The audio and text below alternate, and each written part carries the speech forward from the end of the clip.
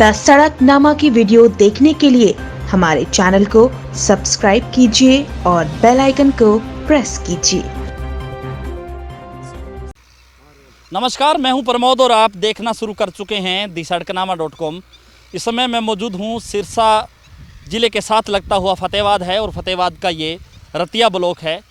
हाल ही में हरियाणा सरकार ने एक घोषणा की है, मेरा पानी मेरी विरासत, और इस घोषणा के साथ ही हरियाणा के कुल 19 ऐसे ब्लॉक हैं जहां पे धान को लेकर के सरकार ने कुछ पाबंदी लगाई है और कहा है कि 50% से अधिक ज़मीन पे किसान है वो धान ना लगाएं, क्योंकि ज़मीन का जो पानी है वो नीचे जा रहा है लगातार। सरकार की मंशा ये है, सरकार का मानना ये है कि हरियाणा जो मरुस्थल होता जा रहा है, कहीं ना कहीं उस पानी को बचाया जा सके, जो किसान धान की खेती करते हैं, जो धान लगा रहे हैं। और इस समय मैं मौजूद हूँ अहरवा गांव में। आपको तस्वीरें दिखा रहा हूँ कि यहाँ के किसान हैं वो धान लगाने के लिए अपनी फसल को तैयार कर रहे हैं। हालांकि धान है वो अभी रोपित होगा, लेकिन इस बीच आपको एक कमाल की बात मैं बता रहा हूँ कि हरियाणा के मुख्यमंत्री मनोहर लाल के उस योजना के कल उन्होंने ट्वीट किया उस योजना पे कि मेरा पानी मेरी विरासत, इस योजना को किसान अपनाए। और उसी ट्वीट पे अहरवा के एक युवा किसान हैं मेरे साथ, सन्नी गिल, उन्होंने मुख्यमंत्री को ट्वीट किया और कहा कि मुख्यमंत्री जी, किसानों को आप सुझाव दें कि अगर धान नहीं लगाएंगे तो किसान कौन सी फसल लगाएं, उसके लिए पुख्ता प्रबंध भी किए जाएं ताकि किसान को किसी भी तरीके की कोई दिक्कत का सामना ना करना पड़े।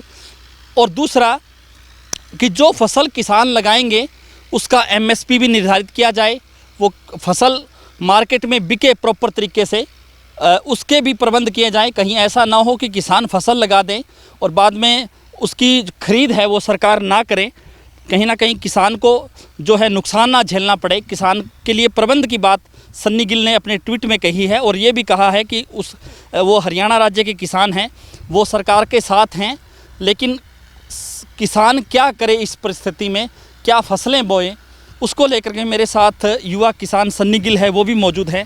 मैं पहले इनसे ही चर्चा करूँगा कि उस ट्वीट को लेकर के क्या ट्वीट किया गया और उसका मकसद क्या है, क्योंकि इन दिनों किसान है गेहूं की कटाई के बाद धान की फसल रोपित करने के लिए ज़मीन है वो तैयार कर रहे हैं। जी सन्नी जी, जैसे कि कल हमारे CM हरियाणा के खट्टर साहब, उन्होंने ऐलान किया था मेरा पानी मेरी विरासत योजना के तहत। उन्होंने कहा था भाई जहाँ भी 35 मीटर तक का पानी है वहाँ पर फसल कोई धान की होएगी, और जहाँ नहीं है और वहाँ कोई और फसल लगानी पड़ेगी, जैसे दाल, बाजरा, मक्का, ये सब कुछ लगाना पड़ेगा। पर इस योजना के तहत ये सभी फसलों के हमारे ब्लॉक में प्रबंध नहीं है, तो फिर इसके खातिर अगर वो चाहते हैं कि ये पानी हम बचाएं हमारे राज्य में, तो इस पानी को बचाने के लिए फिर जहाँ तो हमें फसल के प्रबंध दें अच्छी तरह से, उसके दाम दें अच्छे, जैसे धान के मिलते हैं दाम मिलते हैं पुख्ता। और जैसे हम इतने सालों से धान लगा रहे हैं खेत में, उसे चलाना पड़ेगा, उसके लिए फिर 7,000 कम है राशि। जहाँ तो थोड़ी सी राशि दें, ज़्यादा राशि दें, थोड़ी सी किसान भाइयों को मदद मिले थोड़ी सी, और जहाँ फिर उसके लिए प्रबंध अच्छे करें, उसके रेट अच्छे दें, हमें मंडियों में जगह दें उस चीज़ के लिए, उसके सीड वगैरह दें, हमें सारा कुछ हमें मतलब प्रबंध चाहिए। फिर किसान उसको हाफ कर सकता है, जैसे कि हाफ कोई धान की खेती कर ले और हाफ पल्सेस वगैरह लगा ले या कुछ और। जी शुक्रिया। मेरे साथ कुछ किसान गांव के मौजूद हैं, मैं इनसे भी चर्चा करूंगा कि पानी की क्या पानी की पोजीशन क्या है, और क्या किसान धान नहीं लगाएगा तो किसानों पे कितना असर पड़ेगा। सर, क्या नाम है आपका? धर्मेंद्र सिंह जी। अगर किसान धान ना लगाए, सरकार की योजना के मुताबिक किसान अगर धान लगाना छोड़ देता है तो किसान कौन सी फसल बीजेगा और उससे प्रभाव कितना का रहेगा, अगर पैसे को लेकर के चर्चा करें या दूसरी और चीज़ों से? किसानां दे ते मान लो जी धान नहीं लगाउंदे जी, 80-50% मान लो खत्म कहानी जी, 50% ही मतलब ਉਹਨੂੰ ਮੁਨਾਫਾ ਹੋਣਾ ਜੀ, धान ਦੇ ਬਰਾਬਰ ਜੀ। मतलब ਹੋਰ ਫਸਲਾਂ ਜਿਵੇਂ ਜੋ ਵੀ गेहूं, मक्का, बाजरा जो भी हैगा जी, मतलब जे झोना नहीं लाउंदे ना ਅਸੀਂ ਮੰਨ ਲਓ ਸਾਡਾ ਪਾਣੀ ਵੀ ਉਹਨਾਂ ਜਿੰਨਾ CM ਸਾਹਿਬ ਨੇ ਕਿਹਾ ਜੀ, ਤੇ ਸਾਨੂੰ मतलब ਅੱਧੀ ਆਮਦਨ ਹੋਣੀ ਆ ਜੀ। ਹਾਂਜੀ, और जैसे कुछ किसान ये भी कह रहे हैं कि सरकार 7,000 रुपये प्रति एकड़ के हिसाब से उनको दे देगी, तो क्या 7,000 रुपये की राशि है वो पर्याप्त है?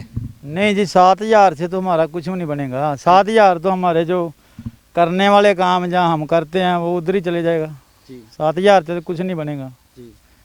7,000 तो काम ही है। किसान क्या मांग करते हैं? या तो जो प्रोत्साहन राशि है वो बढ़ाए, या कोई जो इसके धान के पैरेलल कोई जो फसल है जिसका एमएसपी निर्धारित करके किसानों को दे।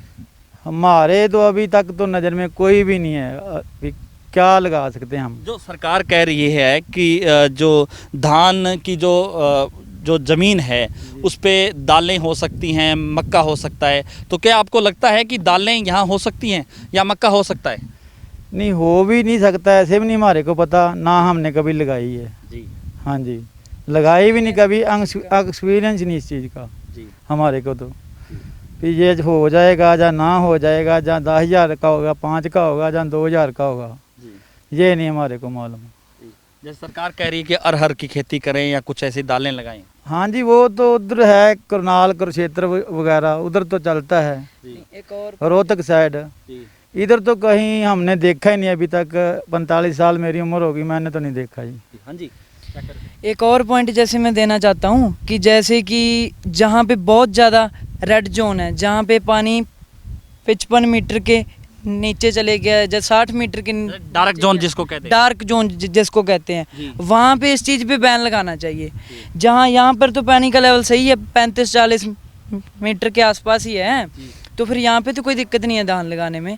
इस चीज़ को उनको समझना चाहिए कि इतने सालों से किसान धान की खेती कर रहे हैं, तो फिर अब वो वही लगाएंगे, दालों पर कैसे आ सकते हैं वो? न उनको एक्सपीरियंस भी नहीं है इस चीज़ का, फिर इसको लगाना कैसे है, इसको पानी कैसे देना है, पालना कैसे, इसको बेचना कैसे है, बाद में एक्सपीरियंस नहीं है इस चीज़ का उनको। तो फिर जो ज़्यादा डार्क जोन है ना, उनको उन पे ध्यान देना चाहिए। तो ये थे मेरे साथ गांव अहरवा के कुछ किसान, और dasardkanaama.com की टीम लगातार मेरा पानी मेरा विरासत इस योजना को लेकर के ग्राउंड रिपोर्ट लगातार करेगी, चाहे रतिया खंड की बात हो, चाहे सिरसा खंड की बात हो, और तमाम किसानों से हम आपको रूबरू करवाएंगे कि सरकार की इस योजनाओं से किसानों को कितना लाभ मिलेगा, किसान क्या कहते हैं, और क्या सरकार की इस योजना से 7,000 रुपये प्रोत्साहन राशि है वो किसानों के लिए ज़रूरत है या किसानों के लिए कम है या ज़्यादा है, उसको लेकर के हम लगातार हम किसानों से भी रूबरू होते रहेंगे। हमारे YouTube चैनल को आप सब्सक्राइब कर दीजिए, और अगर ये वीडियो आप फेसबुक या ट्विटर पे देख रहे हैं तो हमारे पेज को फॉलो करना ना भूलें। बहुत बहुत शुक्रिया।